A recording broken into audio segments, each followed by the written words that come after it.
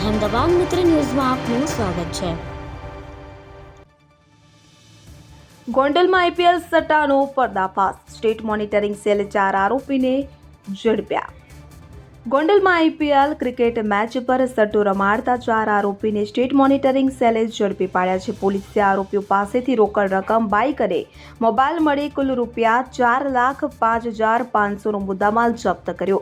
પકડાયેલ આરોપીઓમાં મુખ્ય સટોડિયા તરીકે આદિલ સત્તારભાઈ ચોટલિયા ઉંમર વર્ષ 29 અને મિતેશ પ્રવીણભાઈ મશરૂ ઉંમર વર્ષ 32નો સમાવેશ થાય છે અને 2 આરોપીઓમાં સટ્ટો રમનાર સાહિલ હનીફભાઈ પીરઝાદા 27 અને સટ્ટામાં મદદ કરનાર નદીમ અબ્દુલભાઈ ચોટલિયા 30 વર્ષનો સમાવેશ થાય છે।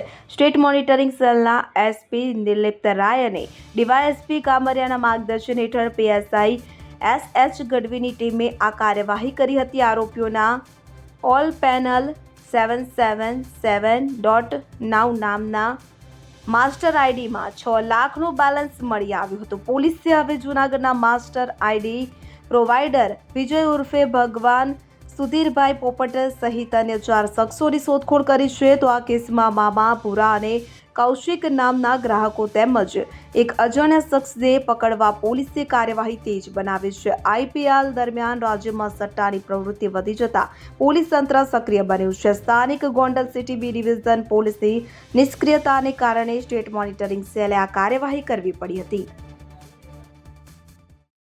અહેમદાબાદ મિત્ર ન્યૂઝની યુટ્યુબ ચેનલને સબસ્ક્રાઇબ કરો અને બેલ આઇકોન જરૂરથી દબાવો, જેથી દરેક મહત્વના વિડીયોની નોટિફિકેશન તમને મળતી રહે।